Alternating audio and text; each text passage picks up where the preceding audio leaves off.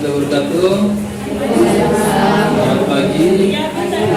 Salam sejahtera bagi kita semua. Oke, di pagi hari ini sebelum kita mulai pembelajaran, mari kita berdoa. Berdoa kita masing-masing berdoa. Mulai. Berdoa selesai. Oke. Jadi tujuan pembelajarannya ini adalah pertama peserta didik mampu membuat menyebutkan apa itu pengelola kata sandi dan autentikasi dua langkah. Dan yang kedua, peserta didik mampu menjelaskan pentingnya penggunaan kata sandi dan fungsi autentikasi dua langkah. Dan yang ketiga, peserta didik mampu menerapkan pengelolaan kata sandi dengan manajer kata sandi dan autentikasi dua langkah secara sederhana. Yang terakhir, peserta didik mampu menganalisis pengelolaan kata sandi dengan manajer kata sandi dengan autentikasi dua langkah. Oke, apa? Nah, teknik penilaian untuk mata pelajaran ini yang pertama pretest, yang kedua ada tugas kelompok. Jadi nanti kalian akan dibagi kelompok 5-5, masing-masing kelompok ada 5 orang. Terus yang terakhir nanti ada asesmen sumatif. Jadi nanti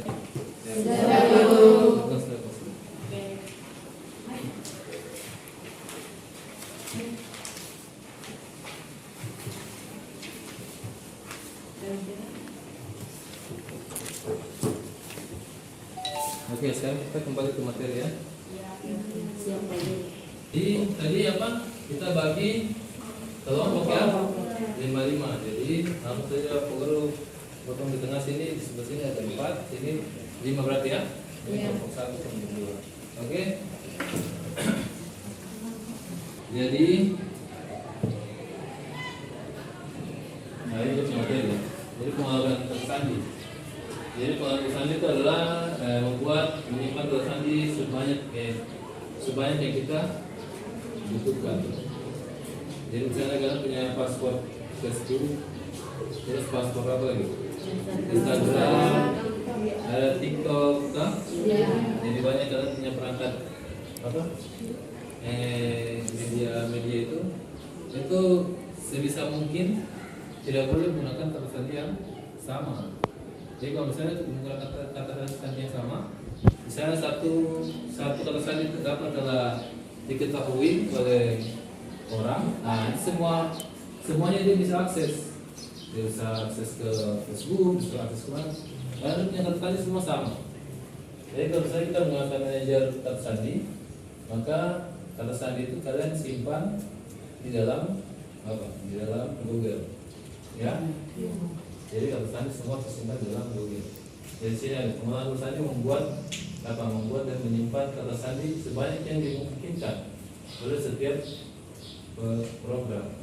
Kata sandi 1 sampai 5 akan menjadi masa lalu ketika menggunakan pengelolaan kata sandi. Jadi kata sandi yang 1 sampai 5 ini cuma angka saja. Itu sekarang sudah jadi masa lalu karena sangat mudah untuk dihubung. Dan kata sandi yang dulunya itu 8 angka, sekarang itu juga sudah mulai ditambah lagi jadi 12 karakter. Ya, jadi maksimal itu 12 karakter. Jadi untuk bisa atau keamanan data. Nah, aplikasi web menjadi bagian integral dari kehidupan sehari-hari. Dan bisa baca di sini. Nah, terus ada lagi di sini manfaat bukan? Jangan lupa, harus kamu bisa lihat karena ini manajemen.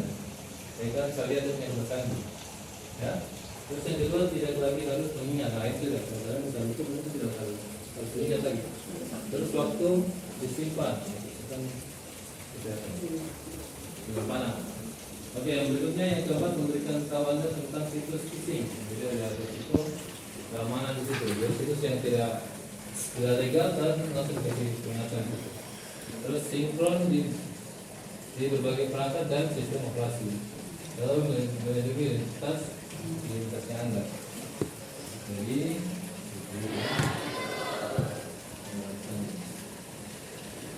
nah, jadi tempat lain di autentikasi 2 langkah. Apa itu autentikasi 2 faktor? Jadi autentikasi merupakan proses memverifikasi identitas pengguna dan memberi akses ke sistem komputer atau akun online. Jadi ada 3. Jadi ada 3 ya.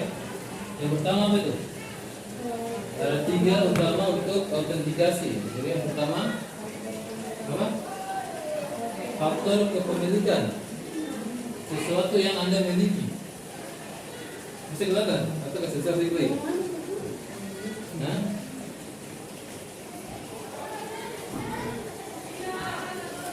bisa kelihatan? Di sini. Jadi ada 3 faktor ya. 3 faktor yang membuat bisa diverifikasi bahwa itu Anda. Yang pertama, faktor kepemilikan, sesuatu yang Anda miliki. Apa saja itu? Oke. Misalnya HP kalian atau apa? Identitas, misalnya kalian di kartu pelajar atau apa? Nah itu, identitas. Terus yang kedua apa lagi? Yang kedua. Yang pertama, kepemilikan. Terus yang kedua, ini dan faktor melekat, sesuatu yang ada pada diri Anda. Sesuatu yang ada di diri Anda apa dia?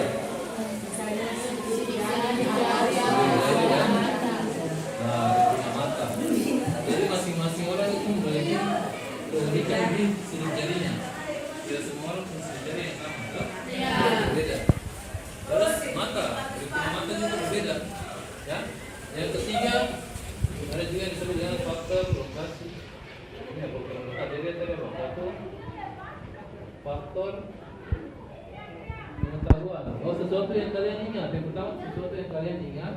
Yang kedua sesuatu yang kalian miliki. Yang ketiga itu sesuatu yang melekat. Jadi sesuatu yang kalian ingat, sesuatu yang kalian miliki, dan sesuatu yang kalian melekat. Jadi yang kalian ingat berarti apa dia? Kata sandi, bin. Nah itu pertama. Yang kedua sesuatu yang kalian miliki, handphone. Handphone itu kan kalian masing-masing satu orang satu. Terus ya apa? Sesuatu yang melekat tadi. Jari tangan, sidik jari dan punya mata. Suara. Sini ada suara ya. Suara. Lalu ada faktor rotasi dan faktor apa ya? Waktu, tapi itu tidak jarang digunakan. Nah, jadi seperti itu ya. Jadi bisa membedakan apa perbedaan manajemen tersandi dan autentikasi di belakang? Apa perbedaannya? Saya bisa jelaskan. Manajemen tersandi seperti itu. Password manajemen merupakan sebuah alat yang mampu menyimpan dan membuka kata sandi dari beberapa aplikasi secara bersama. Sedangkan autentikasi adalah proses yang digunakan perusahaan untuk mengkonfirmasi bahwa hanya orang menggunakan aplikasi yang tepat dengan isi yang tepat yang dapat memperoleh sumber daya organisasi. Oke, sudah? Nah, sekarang kalian disuruh untuk mencari jenis-jenis apa?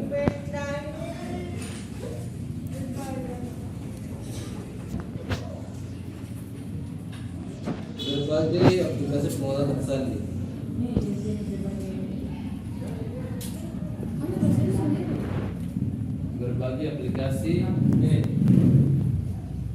Berbagai aplikasi pengolahan kata sandi dan metode autentikasi ulang. Jadi cari dulu satu dulu. Berbagai aplikasi pengolahan kata sandi. Perkenalkan, kami dari kelompok 1, kami ingin mempresentasikan hasil diskusi kami. Yang pertama, Bitwarden adalah sebuah aplikasi password manajemen yang dapat digunakan secara gratis atau berbayar dengan berbagai fitur keamanan kelas atas. Versi gratis dan dari Bitwarden sesudah menawarkan fitur terlengkap yang dapat dibandingkan dengan fitur layanan berbayar dari aplikasi password manajemen lain. Yang kedua, Dashaled juga menjadi salah satu aplikasi paspor manager paling diminati di tahun 2001 dengan total sekitar 150.000 ulasan di Google Play Store. Kamu dapat menggunakan Dashlane secara gratis atau berbayar dengan berbagai fitur tambahan tersedia untuk penggunaan premium. Yang ketiga, 1.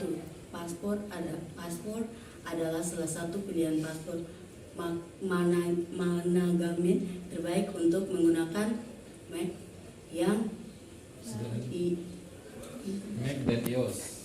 dan iOS. Namun aplikasi ini juga tersedia untuk penggunaan sistem operasi lain termasuk Android dan Windows. Paspor magnetik ini menawarkan dengan yang sangat mudah untuk ditelusuri. Flashback adalah salah satu paspor terbaik yang menawarkan beberapa lapisan keamanan untuk melindungi data penggunaannya, seperti paspor manajemen terpercaya lainnya. LastPass menggunakan metode inskripsi yang belum pernah Roboform adalah aplikasi password manager lainnya yang dapat digunakan secara gratis atau berbayar. Aplikasi ini memiliki reputasi sebagai salah satu password manager terbaik yang menawarkan fitur premium dengan harga terjangkau. Sekian hasil presentasi kita. Oke, buka untuk kelompok 1. Berikutnya kelompok 2.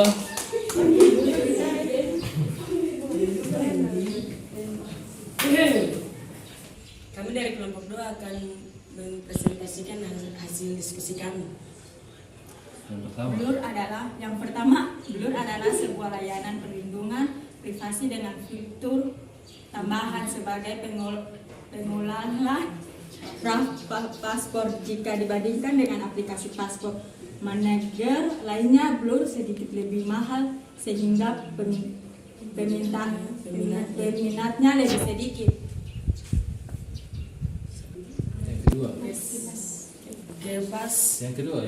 Yang kedua, Kepas mungkin saja merupakan aplikasi paspor manager terbuat dengan segudang fitur kustomisasi yang dapat disesuaikan dengan kebutuhanmu. Selain itu, Kepas juga dapat digunakan sepenuhnya secara gratis. Yang ketiga, Kepas adalah aplikasi paspor manager yang digunakan secara gratis atau berbayar pada seluruh sistem operasi besar seperti Windows, Mac, iOS, Android, Linux, dan Chrome OS. Versi gratis dan dari Kepas hanya dapat diisi dengan 25 paspor untuk perangkat iOS dan Android. Yang keempat, Notepad adalah salah satu aplikasi password manager yang bisa digunakan untuk memudahkan kamu dalam mengelola password untuk berbagai akun, sehingga proses login akan lebih mudah dan cepat. Ya. Oke. Kembali tempat ke kelompok.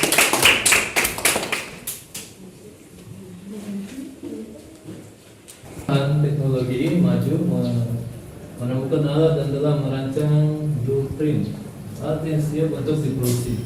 Alat tersebut harus disimpan di suatu tempat rahasia dan aman. Hanya boleh diakses oleh CTO dan perancang alat tersebut yang minimal berjumlah 4 orang. Jadi berapa orang? 1, 2, 3 tambah 4, dari 7 orang yang bisa mengaksesnya.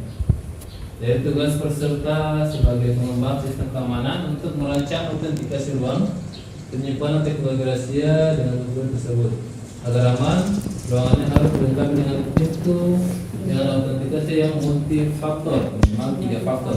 Jadi ada 3 tuh yang kalian belajar tuh. Iya. Jadi sesuatu yang pertama sesuatu yang kalian miliki, handphone atau apa. Terus yang kedua sesuatu yang kalian ingat, password. Terus sesuatu yang melekat. Jari. Mata ya. Sekarang kalian coba kalian rancang-rancang. Kira-kira bagaimana ya? Gitu ya. Keamanannya bagaimana? Terus saya di belakang sini. Terus saja. Mari coba. Kelompok 1 dan kelompok 2. Dari staff yang Terima kasih atas waktu yang diberikan kepada kami kelompok 1. Kami akan mempresentasikan hasil diskusi kami. 1. Sesuatu yang dimiliki, contohnya HP. 2. Sesuatu yang diingat, contohnya PIN. Yang ketiga, sesuatu yang melekat, contohnya sidik jari. Sesuatu yang melekat. yang melekat apa itu? Sidik jari. Nah, jadi satu orang, jadi dari berapa? 7 orang ini masing-masing satu orang bisa membuka pintu dengan menggunakan Sidik jari. kalau misalnya sidik jarinya tidak terbaca, berarti dia ingat dia punya itu PIN. Nah, dia bisa menggunakan PIN. Ya. Atau dia menggunakan konfirmasi di handphone. Jadi seperti itu. Oke, sekarang yang kedua. Terima kasih atas waktu dan tempat yang diberikan kepada kami kelompok 2. Kami akan presentasikan hasil kerja sama kami. Yang pertama, sesuatu yang dimiliki, contohnya ID card. 2. Sesuatu yang diingat, contohnya pola HP. Yang ketiga, sesuatu yang melekat, sepertinya contohnya retina mata. Nah, jadi ini kan masuk pintu, bukan masuk masuk di dalam HP. Ya misalnya kita mau masuk pintu, kan? Masuk pintu, yang pertama kan kita punya ID card, kan? Jadi ID card itu yang nanti ditempel, jadi membaca ID card, kan? Iya. Kita baca, kan? Langsung kita bisa buka pintu. Yang kedua apa? Sesuatu yang diingat. Diingat. Pola HP. Pola, berarti kan harus hafal masing-masing harus punya pola masing-masing, baru bisa masuk ke dalam rumah. Kalau tidak berarti tidak bisa masuk. Kan? Jadi seperti itu. Jadi polanya mungkin yang satu dia bentuknya L, satu mungkin bentuknya U, jadi tidak boleh sama. Iya. Nah, baru bisa masuk. Betul? Yang terakhir, Sesuatu yang melekat, contohnya retina mata. nah sesuatu yang melekat. Jadi langsung berarti ada alat pembaca retina mata di dekat pintu situ. Jadi begitu dia mau masuk, langsung konfirmasi lagi dulu, pasang mata situ. Oke, baru bisa. Dia bisa konfirmasi bahwa oh itu CEO yang mau masuk ke dalam ruangan itu. Atau 4 orang yang membuat perancang alat untuk untuk masuk. Jadi 4 orang itu kalian sudah yang mau masuk. Kami sudah. Jadi seperti begitu ya. Oke. Terima kasih untuk presentasinya. Oke, berikutnya yang terakhir kita lakukan asesmen sumatif. Ini kalian kerjakan saja. Ya. Oke, dari pembelajaran kita pada pagi ini, apa kesimpulan yang dapat kita ambil dari kesimpulan ini? Siapa yang bisa? Oke. Ya baik, kesimpulan yang dapat kita pelajari di saat siang hari ini bahwa kata sandi sangat penting bagi penggunaan media sosial. Contohnya kita dapat menggunakan kata sandi yang berbeda dalam platform media sosial yang kita punya secara beda-beda. Yang kedua, autentikasi 2 langkah. Ada 3 autentikasi. Yang pertama, suatu yang melekat pada kita, contohnya seperti retina mata dan sidik jari. Dan yang kedua, sesuatu yang diingat seperti PIN dan pola. Dan yang ketiga, sesuatu yang dimiliki seperti HP dan ID card. Itu saja, Pak. Oke. Jadi manajemen ketersediaan itu sangat penting sekali. Jadi keamanan data kita pribadi itu tergantung dari kita. kita harus mengamankannya ya. Jadi seperti misalnya kalian ingin masuk ke dalam sebuah rumah, kalian harus memiliki kunci rumah, toh? Ya. Jadi pencuri tidak boleh masuk mengambil data kita, toh? Iya. Ya, oke, mungkin itu saja yang dapat kita pelajari pada pagi hari ini. Kurang lebihnya Pak Guru minta maaf yang sebesar-besarnya. Sebelum kita mengakhiri pembelajaran pada pagi hari ini, mari kita tutup dengan doa. Berdoa, mulai. Berdoa, selesai. Amin.